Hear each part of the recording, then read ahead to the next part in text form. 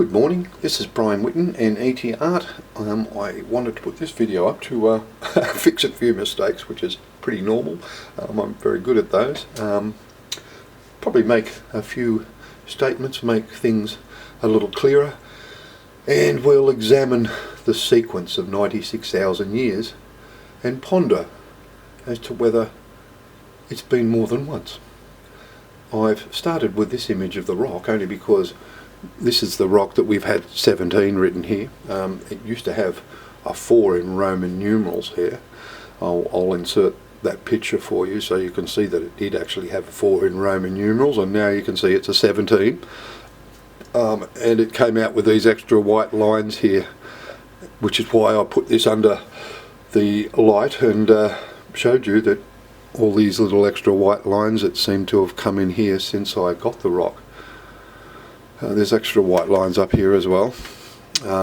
These weren't on the rock originally, this rock, and I have got a series up that's called the Civilization's Destruction video, which, if you're interested in the rocks, go and watch that series, because what is the marks coming and going off this rock. It's really quite a fascinating thing to go and observe. It's all been photographed, and in one instance, like I said, I had it videotaping when these white lines came up, so it's actually on videotape, so I would recommend go and have a look at those.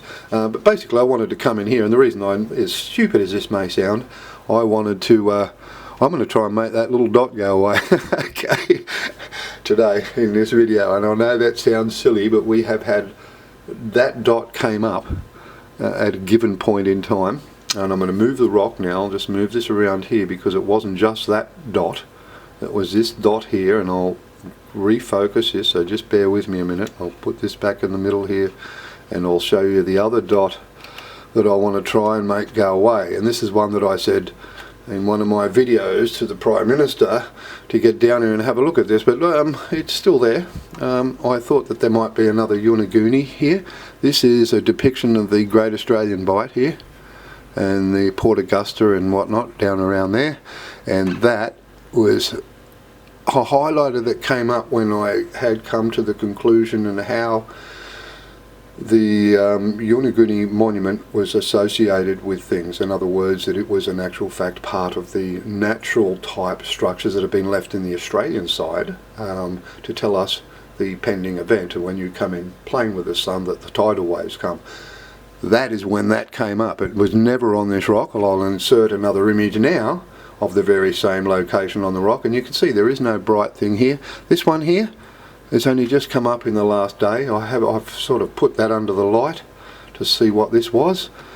There's obviously something else down underneath Australia here. I don't know what it is, but that wasn't over there as well. So you can see that there's, you know, and one of the other videos you actually see this line here and that pyramid get drawn whilst we've got it under the under the microscope. So it is really quite fascinating. I might even come back and put the light over this again at the end, because there was some things I did last night with this, and look, you know, move the camera to another place and move the light and change this light source.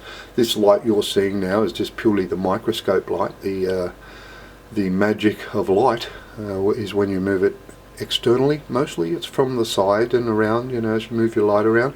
But anyway, we'll come back and we're going to look at this later and see if we can make that and that other one over here in South America at the bottom of this one, that dot there, we're going to try and make that one, and that one disappear today.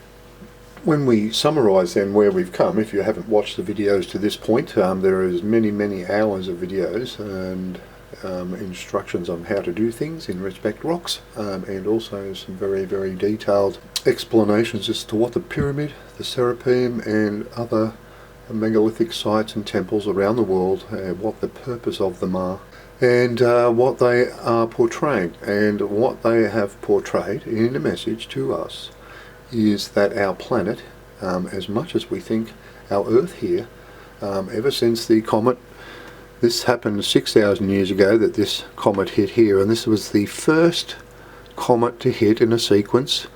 There were 2 objectives required: to tilt the planet and then propel it to a point where it was off the plane of the sun, and that is what is done. It is done in a sequence that lasts 96,000 years. That is done 4 times. Twice it moves the plane down, and twice it moves the plane of the planet up. So in other words, we cycle the sun in a manufactured way, brought upon it by very, very precisely delivered meteorites, or asteroids, or whatever you wish to call them, comets. They are very solid. They separate land masses, tilt the Earth, and the reason for that is that since this happened, I'll just rotate the globe now just to show you a little bit more of the ocean, is that once the other star, we used to have 2 stars in a binary star system, ever since the other star left, the horizontal band of magnetism of the sun is very narrow. It is a couple of 100 kilometers wide, and it can lift the water off the ocean to the point we have global tsunamis everywhere, every day. And that is the issue. We do not have a Goldilocks zone any longer, ever since that happened. And that is where we are with things. So if you've not watched things till there, that is the current situation. We are in knowledge of the following. We also discussed the 4 cycles and manner in which the Earth can rotate around the sun. And that's with the 4 cycles. It was, and the reason we went through that process is because they do exactly this. In other words, at each time of the 4 cycles, once it's completed, they bring the Earth back in plane with the sun in sequence. These 4 methods, they bring it in every way you possibly can bring it into the sun. They bring it into the plane of the sun, with the management of the oceans being achieved by the installation of Atlantis. Atlantis is not a mythical thing. It is in their message as being a requirement when you come back in plane with the sun. It clamps the ocean through, I would expect, some sort of harmonic sound device. I will show you just a little bit of what I'm talking about. Now that process I wanted to show you and talk to you about is this type of thing here. This is uploaded by BuzzPup, which is on YouTube, but this is the sort of thing that I would expect is going to be put around the equator.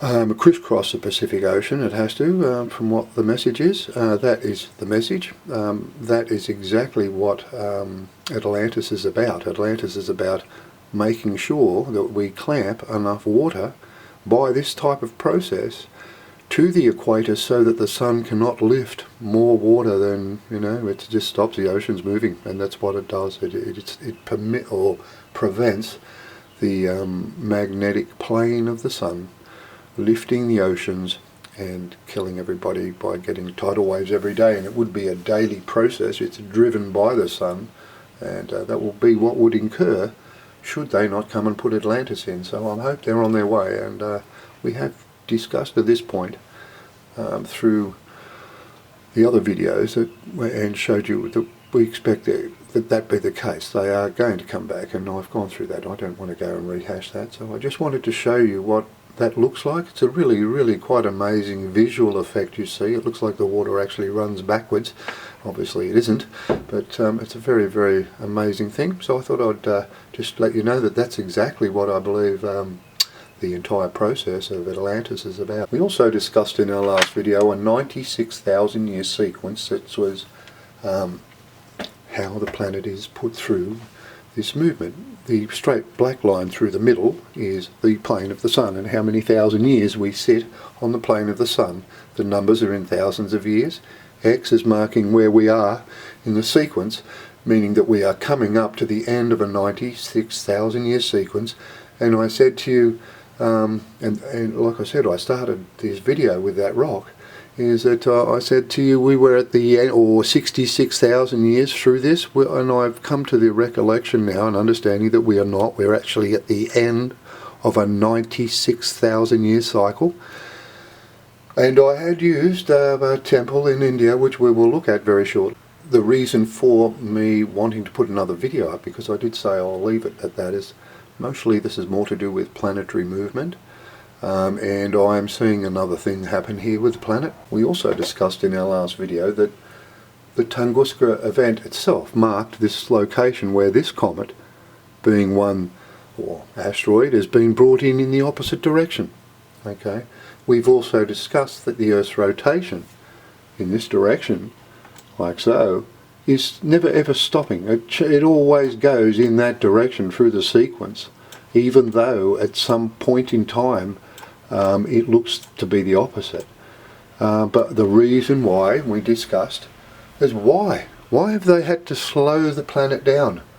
At one point in one part of our sequence it makes the planet rotate quicker, and that is one of the lessons that we are given in the way and manner they move the planet in and out. We are actually seeing them to slow that down, because I can see another reason why we have possibly like another planet movement here, and I'll show you something. It's really quite amazing, this. I wanted to come back to the Tirumali Jain complex in India, central India, the temple there, in respect to the disc on the wall, to discuss the 4 cycles here. We discussed the fact the planet spins quicker in respect to one of the cycles. I wanted to come back here purely to indicate we are not seeing, or are we not seeing an indication in time here, like a change in time between these lines here? We are, aren't we? I've said to you that what this red line represented here was that it leaves our planet in the very peak of the point in the unnatural cycle, and has us there at the point Nibiru comes up and goes over the top of Jupiter. So in other words, when Nibiru is at its point in and around Jupiter and going back out, they point, every one of our cycles has got us furthest away from the plane of the sun when it happens, right? The other thing that I also believe this indicates is that when they make the movement away from the plane, they are in line with our sun's vertical plane, the wide plane we have. And I think they do that deliberately to let us know that when the vertical plane and our planet comes across in plane here, like so, it's on plane with the sun, so when it comes across and spins around in front and is in line with the vertical plane, that's when they tilt the planet here. That's when they actually do it. That's why I think that's actually the way it is as well. The other thing that's important is what is at the top of this disc. I made an error. We've now moved up to the top portion of that disc, and this is where I believe I've made a mistake here in both understanding the movements of the inner planets. I said that Mercury had moved out and Venus had moved in and Earth had moved in, and I don't think that's right. I think I'm incorrect. I think what's actually happened here is Mercury, we are seeing made or created or becomes part of the solar system here because it comes out from the inner part of the circle, so it's coming out from where the sun is. I would suspect that what we're actually seeing there is maybe Mercury was the very problem maker as such in the disturbance of the two-star or the binary system we had at the time. Right, so in actual fact it's come into the system or into the stars somehow or other as a rogue planet, created a situation where it's caused an irregularity that has tossed out one of the stars. And if I go back up here and look at the way these lines are drawn, I'll just move this down a little bit so you can see it a little bit clearer. These lines here where we're looking at Venus, this one here is a lot darker and it's lighter here. Right, so what I'm actually thinking there is what we've seen as Venus has actually moved out. Right, this one's been created, so Mercury, Venus has moved out and Earth has moved in, and where we lost the planet wasn't here, albeit this might be saying something about, you know, like I said, this is saying it's bringing your attention to this bit here, but I think this might be what actually caused the issue. If I go further out, it looks like the explosion or it's further out here, so I'll get to the next picture.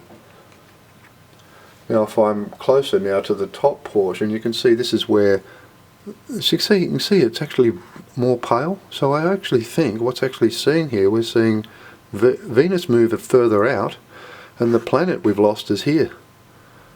Okay, and then Earth, as this one has moved in. Okay, but now I'm going to show you something that is really quite amazing, because I will discuss with you the movement of the planet on one sequence. What I believe we are seeing when we look at the Egyptian light bulbs, as we are told they are, like I said, they may very well have more than one meaning and one purpose, but in the respect to the cycles of the planet, the unnatural cycles, I am saying that these are in actual fact reflective of exactly that. I did want to make note here to say that the representation was that this was Atlantis. It was installed at the end of a 6,000 year cycles, which is why we've got 6 bends in each of these snakes. But we are looking at, and there could be a little bit of length of time difference here as well. It looks like one is maybe slightly different than another. I'll show you why I'm bringing that back up again. Also said to you that the indication would be this cycle that is done twice, this cycle is done twice, that this glyph here is indicating that the axis is one of the cycles that we are on, which is a 24-degree tilt on the axis, but we are standing with our globe technically still straight. It cycles the sun like so. This one, on the other hand, when this cycle is initiated, the planet is pushed right over like this and cycles like so. That is what that glyph is saying. When it gets pushed over and laid like this, it does that so that when it wants to rotate in one of those options, which is rotating in the opposite direction, this is without actually changing the rotational spin of the globe, it knocks it over that way. But when they bring it up, and I believe they have to come back, which is what that is doing, they have to come back to lift the globe up, and I think that's actually what that is indicating there. Okay, so when they come back, they lift the globe up, but after it's laid over, like so, they lift it up, but it goes like so before they do. And that's how you get the planet rotating, or in the appearance it does, it rotates around the sun. The planet itself rotates in a different direction, when in reality it doesn't. It's actually still spinning in the same direction. They just turn it down like that and back around, and then it looks like it's still spinning. It's still spinning in the same direction, but because they've turned it, in actual fact looking like it spins in the opposite direction. There is another planet movement here that I see happening, and it is happening in this cycle. And I'll show you in the temple, once again when we go back in the temple, what I believe we are being told here, how they move our planet. And this is where I think we are getting taught a very, very important lesson in how the planets cycle the sun. Now I wanted to come back to the 4 cycles and look at what we are seeing here. I believe what we are seeing a representation that the planet periodically gets to a point where it gets pushed in and out away from the sun.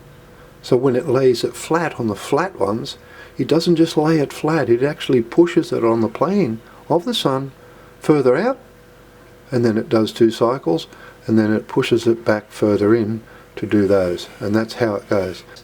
For us to understand why is because they are shifting the planet another way, and I'll show you why I believe they're doing that, but that's what I'm seeing here. I'm seeing a representation of when the planet is laid flat to achieve the rotation in the opposite direction, they're actually moving it further out, and that is how it goes. Right? So I wanted to show you that, and I'll show you one other thing up in the corner again.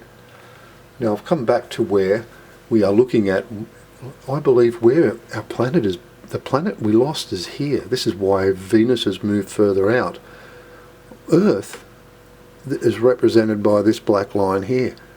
What I believe they are doing is teaching us that they can push our planet out on the plane and take up another location of the planet that went away. So at the moment we're on the line around the sun that the other planet used to be on, right?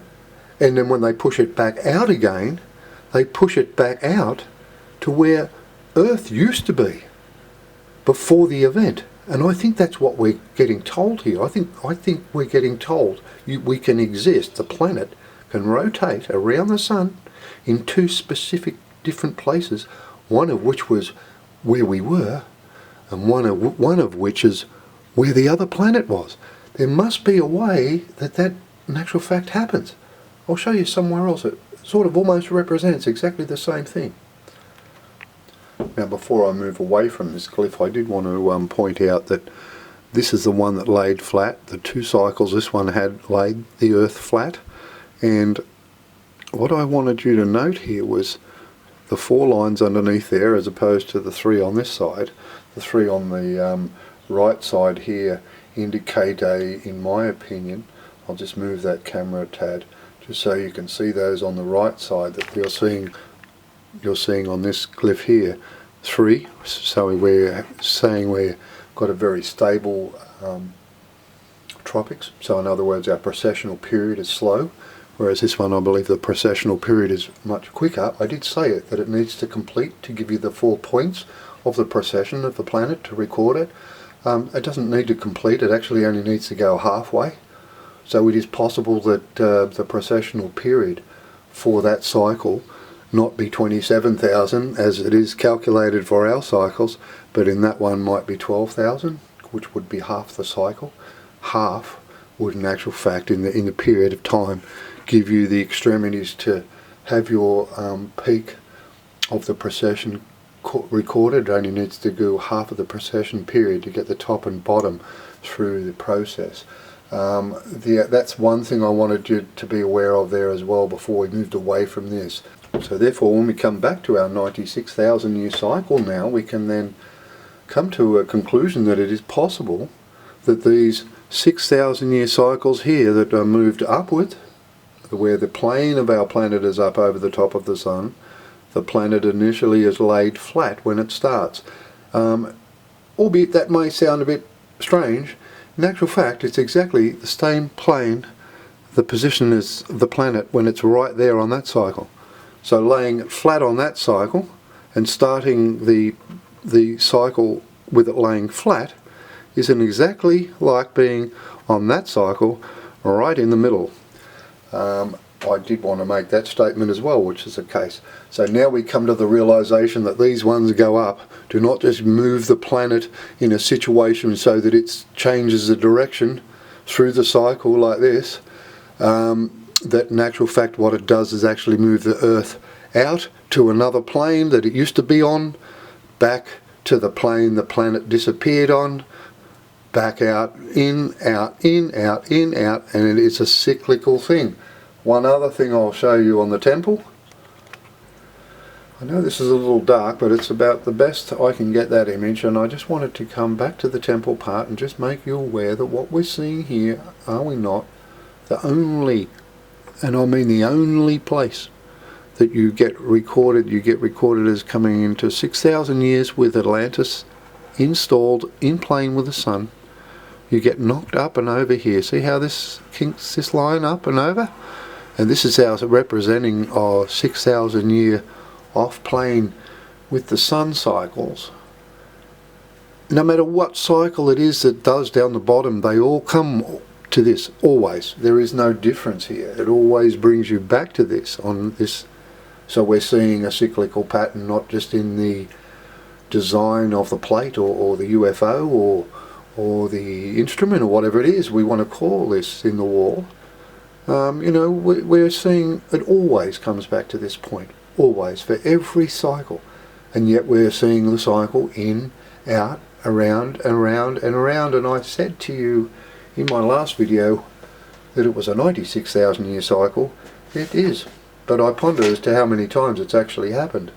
I also ponder as to whether or not the implementation in the first instance when the planet came, if in actual fact Mercury is the cause of the issue, why didn't it just get guided away? You know, I mean, if the people are intelligent enough and smart enough to roll our planet around the sun at the point in time that the problem happened, why didn't they just guide the other planet away? I don't understand that part. That's why I really, there's bits that I sort of, you get to a point and your understanding is, it's difficult to understand why they're doing it. But that's what they're doing. I would expect they're moving the planet in and out to show us that we can take up two different planes. The other thing I wanted to show you is this. Now I wanted to come back to this parchment just for a short time to discuss the thin line that we have here, and I discussed in the last video that the 24,000 years that we see depicted here, that I suggested because of the Tunguska and the way and manner the comet or asteroid hit underneath the Tunguska and the direction, that it was slowing the planet down. Now I prepared this a little earlier, and what I wanted to do is show you in this what we are seeing in the temple. That is a depiction of the movement of the planet in a way and a manner so that in the plane of the sun, which we are now looking at, we are looking down upon the solar system. Okay, we are looking from above. We are saying that our planet, Earth, can traverse around the sun or rotate around the sun on the plane in either direction, that way or that way, and rotate in either direction, but it can also be shifted on the plane, which I'm under the belief here that what we're shifting out on the plane of the sun, when we shift the planet and turn it or rotate it at the very point it crosses the vertical plane. So if we were looking down on the plane of the sun, this is the band of magnetic plane which is very strong, the flat one. The one indicated by the red line is the one that goes vertical. So this is the horizontal plane we're looking at, and the red line is the vertical plane, and that the tilt of the planets occur, our planet, but on each occasion occur at the time the planet reaches the very same point. I come back to the Serapeum now just for a short moment to discuss the planetary movement we've spoken of that happens in the T1 event, where we are knocked up, we hit the plane of the sun within 100 kilometers, we cannot move any further up. There's no way. It starts to twist the globe to the point that it moves the line of longitude and tilts the axis by 12 degrees and then moves us back 2 more degrees back this way. And we discussed that this linear movement here, it goes out and it comes back the same way, that we're creating tension here on the plane. It is not necessarily, as I said, the angle. I thought it was the angle of the axis being tilted here that was allowing the planet to be pushed down when the Mediterranean comet, the one that creates the Mediterranean I should say, drives the planet down.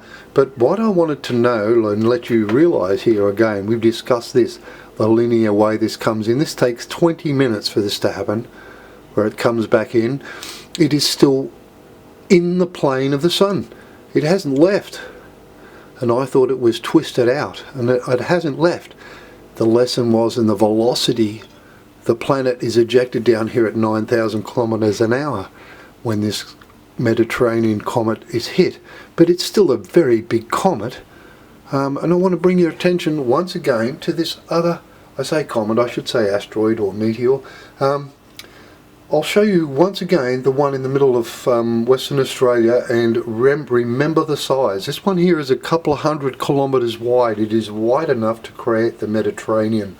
Here is the landing site of the one in Western Australia, and if we measure the width of that comet, I go across there, or asteroid, meteor, it measures about 16 kilometers or thereabouts across there.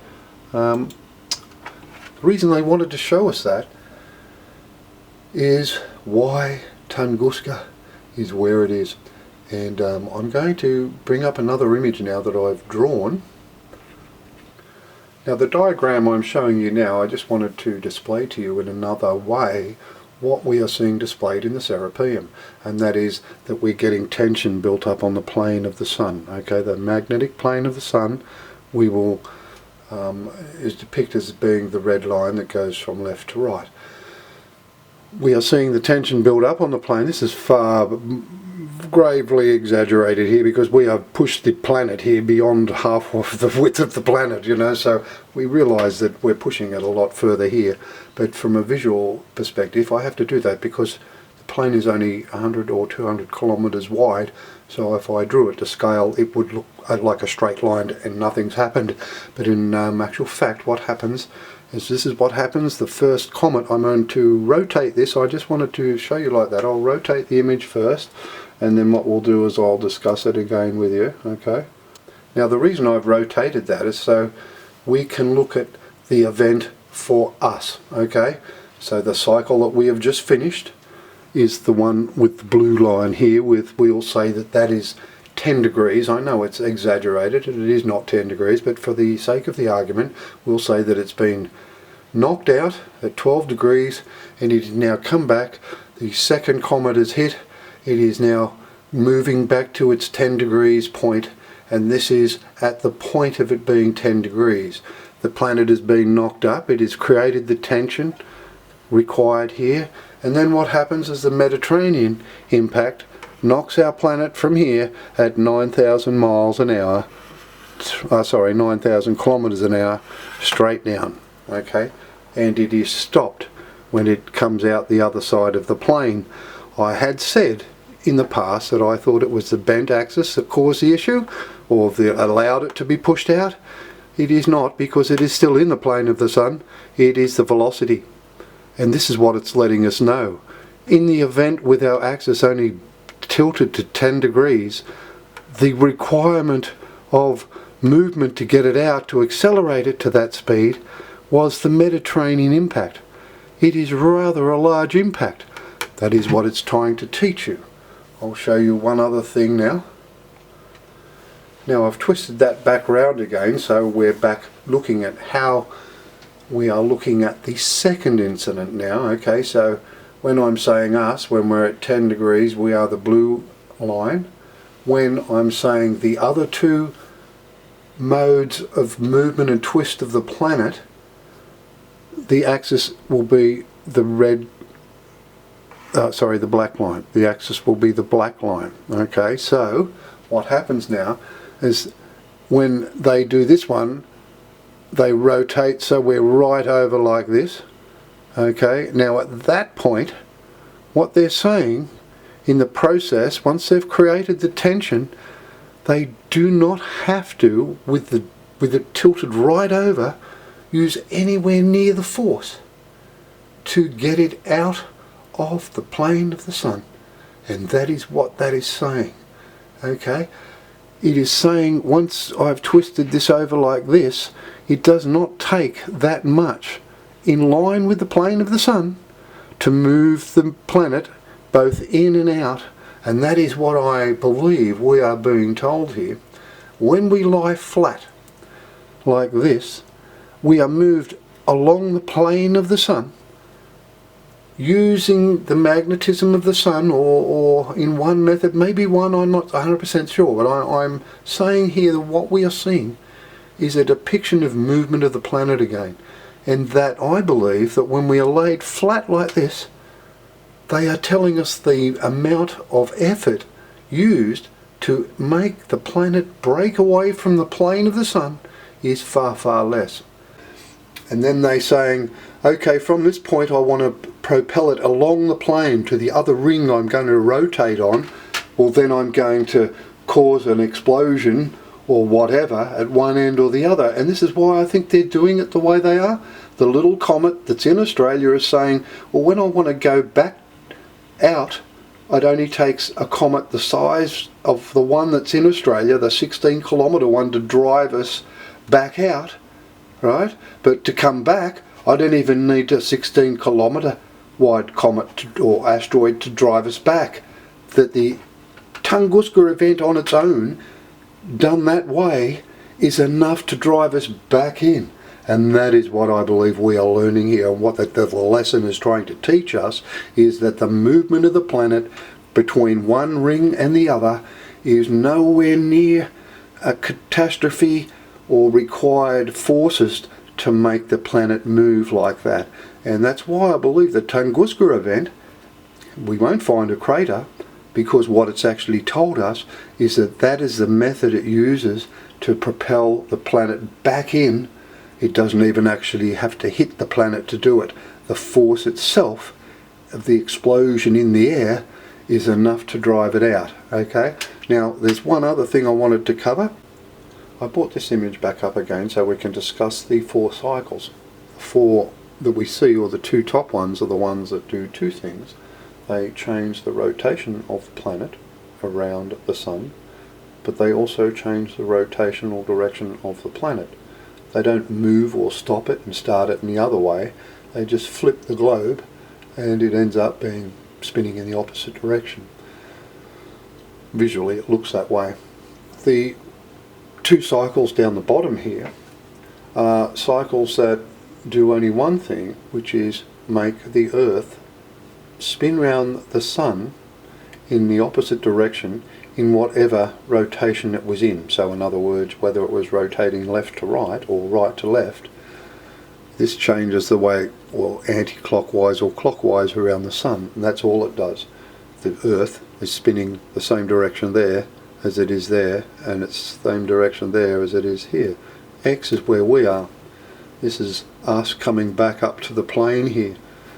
When I talk to you about these 2 cycles, when they kick off starting in a flat position with the Earth's axis down like this, with the period of precession of 24 degrees being like this, right, lying flat on the plane where it starts there, what that actually does, by the time you're actually halfway through this cycle right there, you actually look outside of the sun. I'm only talking the sun and Earth here, okay, so sunrise, sunset and these sorts of things. We are looking there exactly like we look now, coming up here. Obviously the other bodies in our solar system are in different places, as are the stars and whatnot. The things are all over the place, and every time you flip over here it's going to change the location of the stars and where they are in the sky and what we can see. But that's what's actually happening here. So then we must say to ourselves, well, if that's the case, these ones here are the ones where we're driving the planet in and out, right from one ring of rotation to the other. I'm seeing that as an indication that it doesn't interfere with the other planets. I'm seeing one of them cause an ice age. So the one where we're further away is the one that had the 24,000 years here, was where we had our ice age, when we were further away from the sun. And that these 2 cycles here, or these ones here, or this one here is the one that's just finished, right? This one here is, and this is ours coming up, so this is our 24 and 6 here. This is the 6 and 24 from the cycle prior.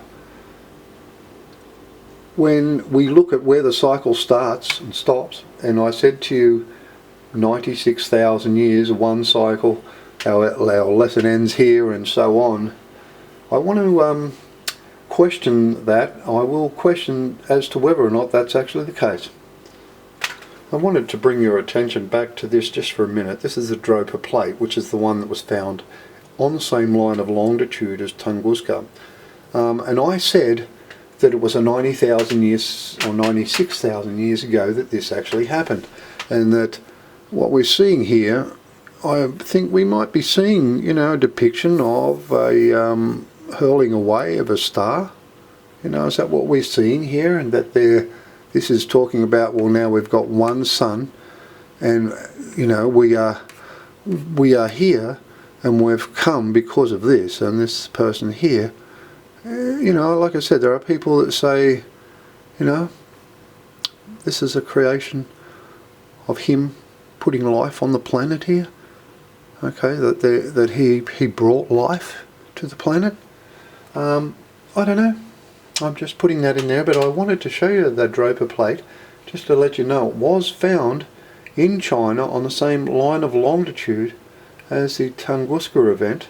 I wanted to show you that Draper plate, and the reason I wanted to show you that is because there's been plates, or Chinese plates, or plates that they perceive to be Chinese, having been found in America. I saw this on a video the other day, which was the other reason why I made this video, because I've been saying to you that the cycle I saw was 96,000 years long. And I wasn't wrong. You know, that's what it is. And I said to you, it's happened once. And then I saw this. And are we not seeing here depictions of the changing of the rotation of the planet Earth? How many times it's been moved from one to the other? How many times the rotational direction of the planet changes? You know, and how many plates are there? You know, if we're looking at what I think we are seeing here, the other side of this plate looks like it has tidal waves all over it. That is the outcome if they do not come each and every time to do what we need to do every time the planet comes back to the plane of the sun. There are massive tsunamis worldwide.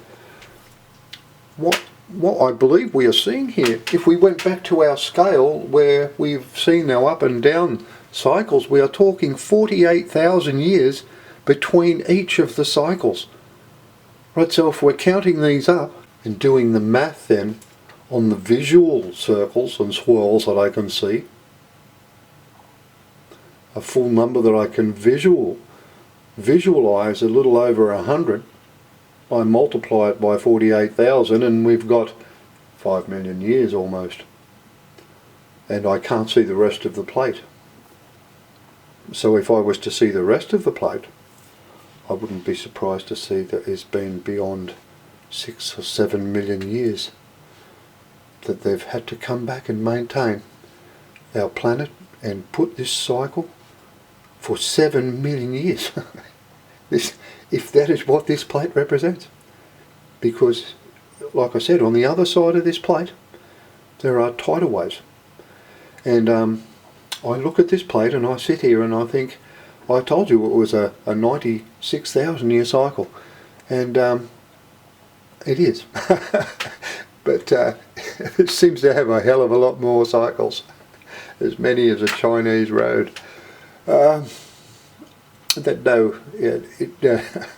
Probably have to take that out. So the cycles are many, many, many cycles, and is this the only plate to be found? How far back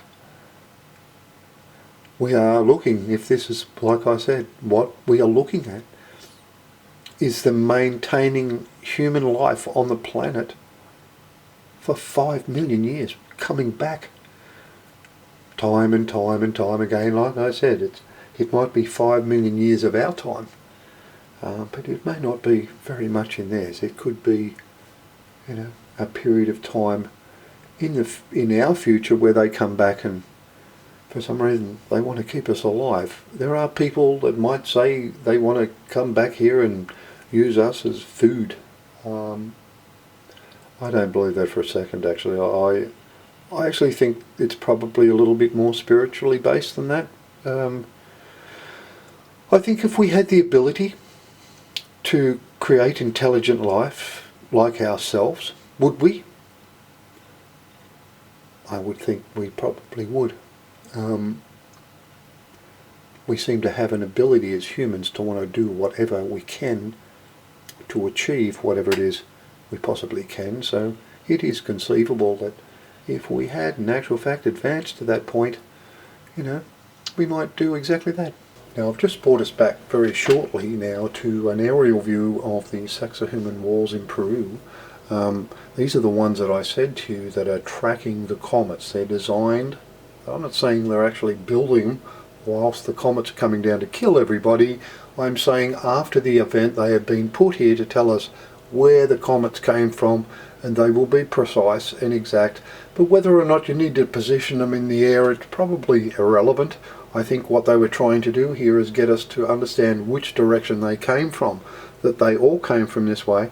One thing I did wanted to bring your attention to is there is a little notch in an alley here with this little wall pointing at this one. This is the centre one that lands in, that I've showed you already, that lands in Western Australia.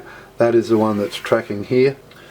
And this is a front view of the walls, and you know, I mean, there have been many questions asked as to how they were built and how you know, the rocks fitted together. I'll be honest with you, knowing what they do, in my opinion, they are tracking the 3 comets that came as the last our last event, the one that tilted our globe to the 24 degrees it is now. That is the one that these are referring to. But having said that, we have had this cycle over and over, it would appear, and if that is the case, well, then they could be protected each and every time and be just like the pyramids. Every step backwards is a step back to 48,000 years in each of the cycles. So if it's not 6,000, it's 6 added to 48,000, because that's the next time you've got to do this very same thing.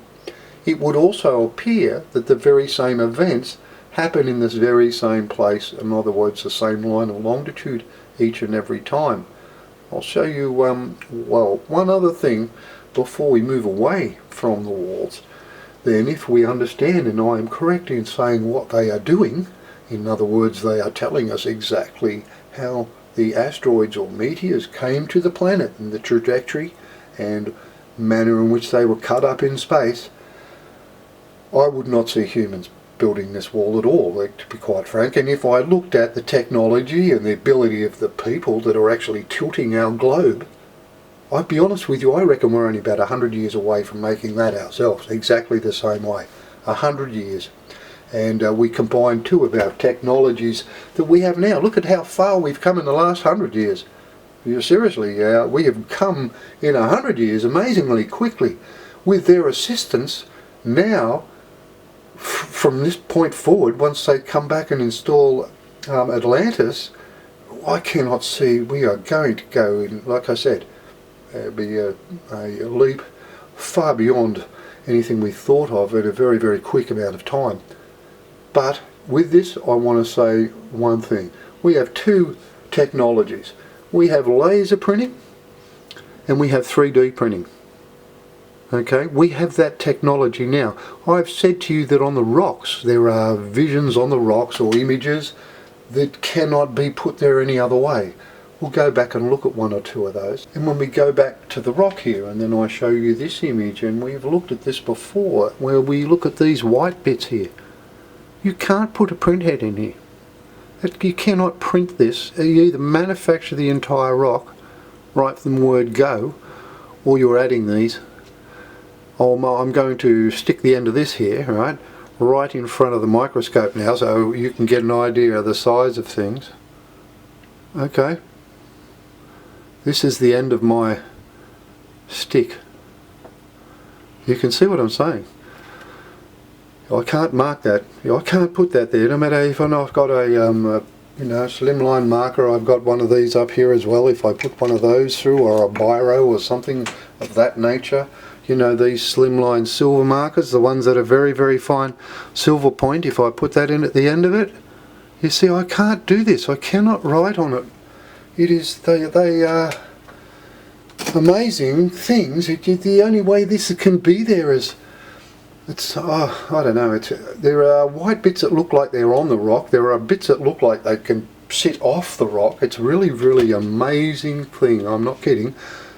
But we are seeing, in my opinion there, we are seeing laser, you know, like matter that's transferred via laser. That's what they're doing. It's what they can do, and we're probably not that far away from doing it, you know. Now if you can transfer matter via laser, well then the molecule you're transmitting can be a molecule of anything once you know how to do it. So in actual fact, when I go back to the walls, so then if we come back to the wall from the very front of it and look at it and say, well, okay, the people that spinning the planet, the people that are bringing the very comets that the walls are referring to, in actual fact, that's what I'm saying, well, they're the very people that are building the wall. They don't land here in a UFO and wheel a concrete mixer out of the back of it. What they're doing is printing this thing from space. That's what they're doing. They are printing it. Once you can transfer a molecule of anything, you can transfer a molecule of everything. So therefore you could be building things everywhere you want just by going and just putting it through a program. And once you've got the ability to transfer a molecule of any chemical or any substance, you can thus therefore build anything with a laser. Now I just wanted to show you this diagram. So if we summarize the movement we've come to terms with, is that we're getting these movements, which is the cycles that rotate the planet in a different direction, move it in, and also change the way it spins around the globe. So in other words, it'll change whatever direction it was going around the globe, whatever direction it was going around the sun will be changed on this one, as well as the direction of the planet. So where we're spinning this way, it will go that way, because it flips the globe over on those and those. Only the rotation around the sun changes on both that one and that one. And we're seeing 12 and 24 either side of that on either of these rings that we can rotate around the sun. And obviously it doesn't come up and just travel that far. It goes round and round and round and round for many thousands of years on that one, and then they kick it back in here and it runs for another 36,000, well 3642, because there's 6,000 years in there as well on this one. So that's how it works. I just wanted to put that in there as well. So if I move from the diagram that I've just drawn and transpose that back to the temple, and look at where we have the lines depicted for us, we are in actual fact seeing exactly as I suggested, that the movement we are going, this is us finishing here, right? We're going to go onto this 24,000 year cycle that does 24,000 years in just a little bit over what it took the last one to do 12.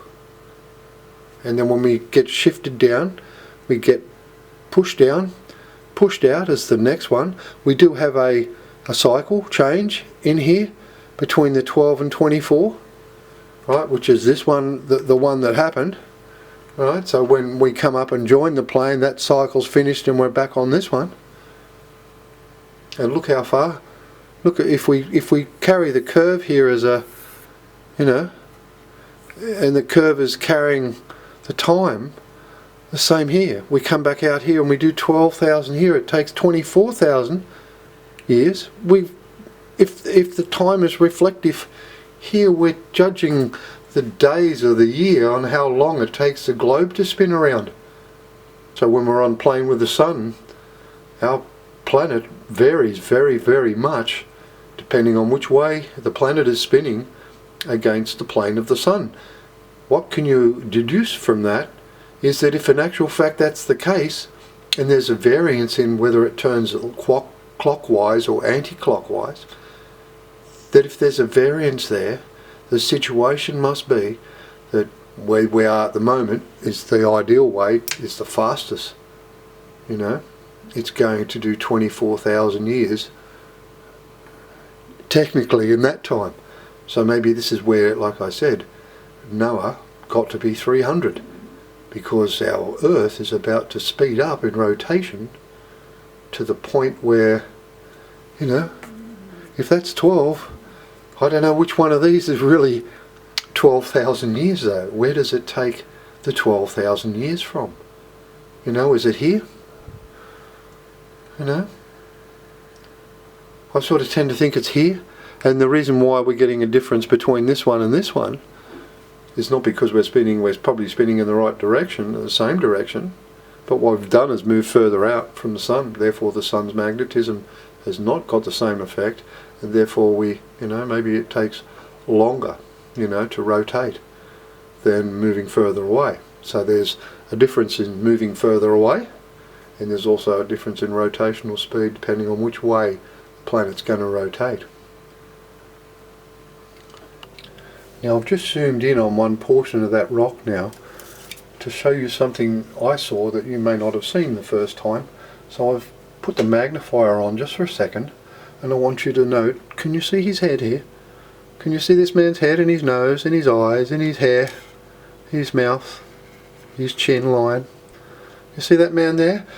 Sometimes on the rocks they will give you a visual like that, and what it's saying is, look over there, look over that way, you know, look over this side, look to the right. So now I'll turn the magnifier off, zoom back to where we're supposed to be looking, and now that I've showed you where his head was, which is, I'll just zoom out again. Okay, I'll zoom the camera for a minute, excuse me. Alright, so I've moved back out and his head was right there. So now what I'm saying, I'm being told, look over here. Right, that's how it works.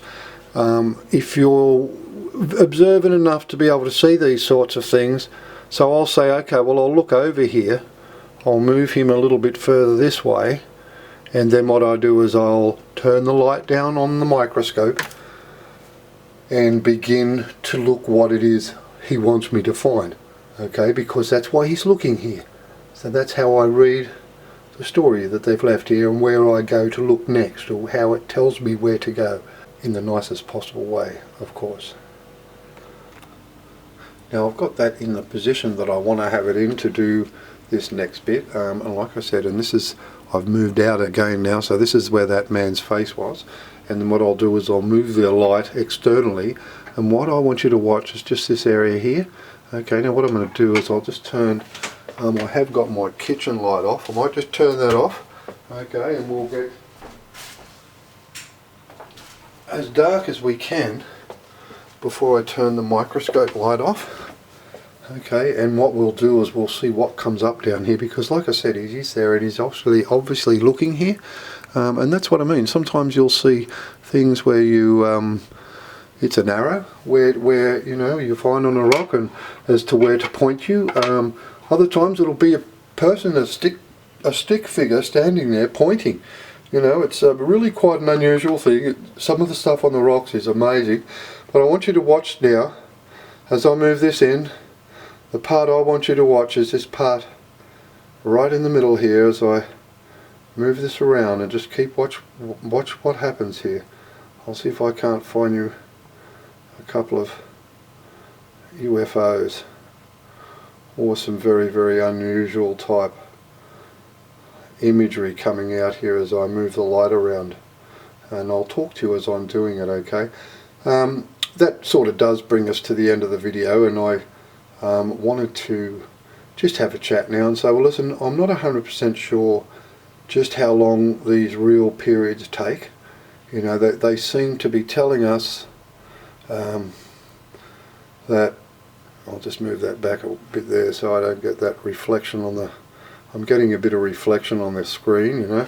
I might actually turn this on, just see if it makes it any better. I thought that might. No, it's still doing it. Yeah, so what I wanted to talk to you about was whether or not they, when they come back, right, for starters, whether or not when they come back, whether they install Atlantis straight up. I would imagine from their point of view it would be far easier, but then they can probably do whatever they want. They could probably push the planet back out again if they wanted to. I don't see them doing that. I would expect them to be pretty honest in what they're saying they're going to do.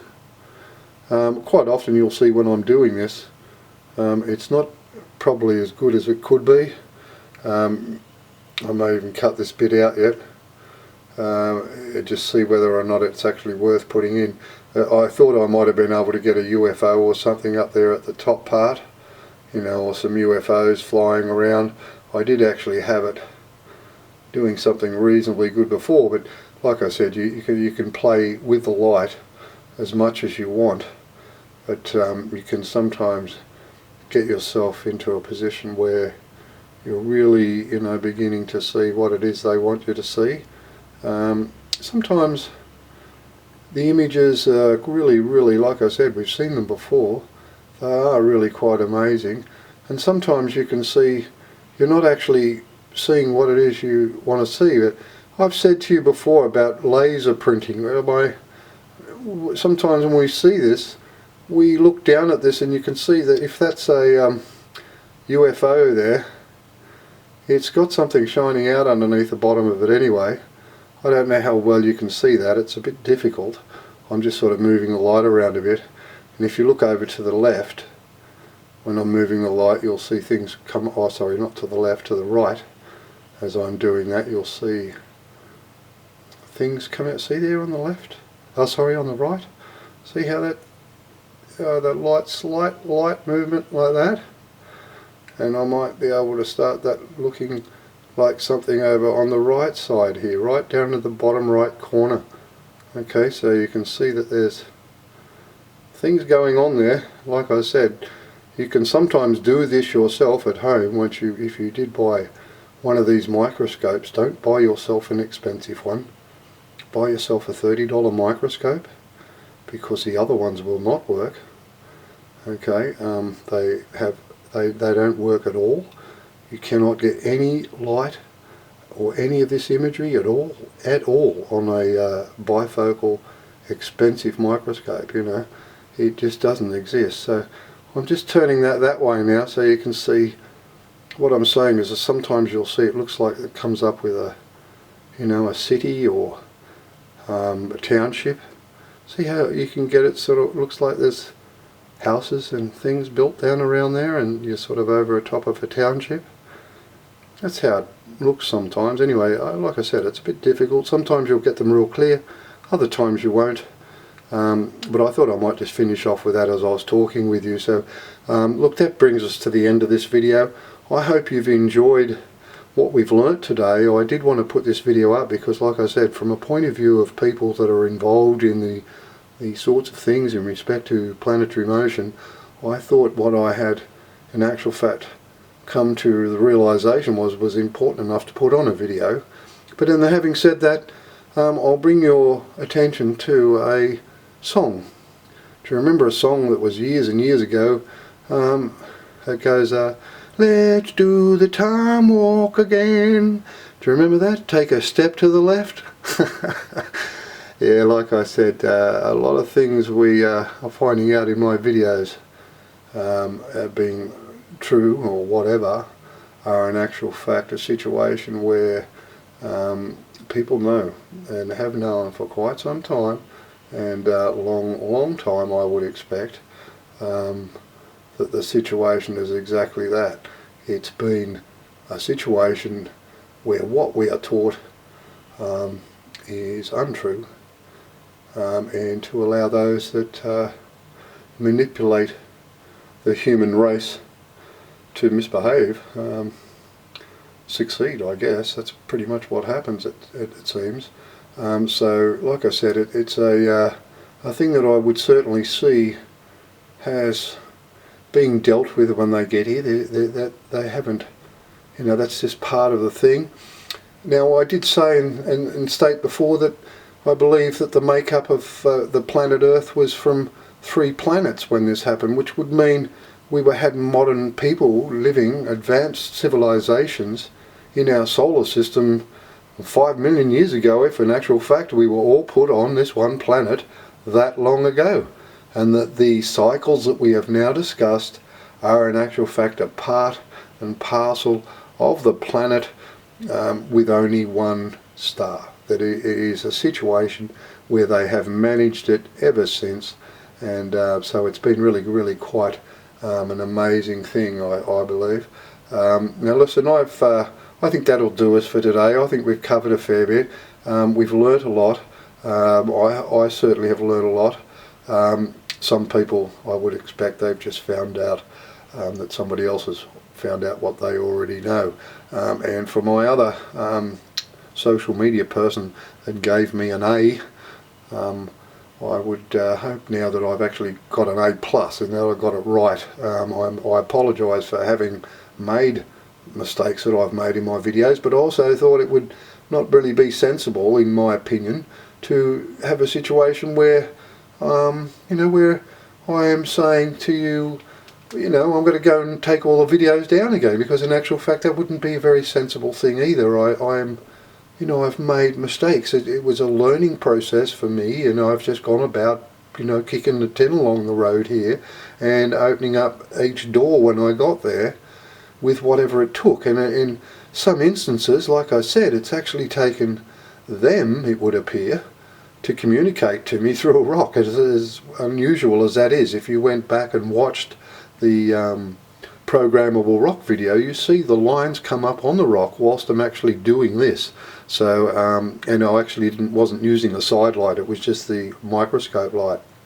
So anyway, look, I think we'll finish off there, and whether you've seen anything come out of there, I'll leave you to decide whether or not you think everything you're seeing there with that little man looking over this way and telling me to look at this, whether or not in actual fact we've actually moved the light around now and made ourselves aware of what was there for us to see. And there is quite a little bit if you've been keeping your eye on how you move the light around. And like I said, I've got the light source here a good foot away from the rock, okay, and I'm just angling up and down like this, and it is so, sometimes to get to a good image to a bad image, it is very, very, very minute to get in exactly in the right place to get a really good image. So that's what happens. So like I said, I hope you've enjoyed it. I do believe that I've actually come to the point now where there isn't a real lot. I know I've said that before, but I'm absolutely certain now that this 96,000 year cycle is one that would appear to me to be something that is a repetitive thing. And if that plate, as we looked at, we've multiplied the visible ones and still getting close to 5 million years. So one would expect they've been maintaining and looking after the planet for a very, very, very long time.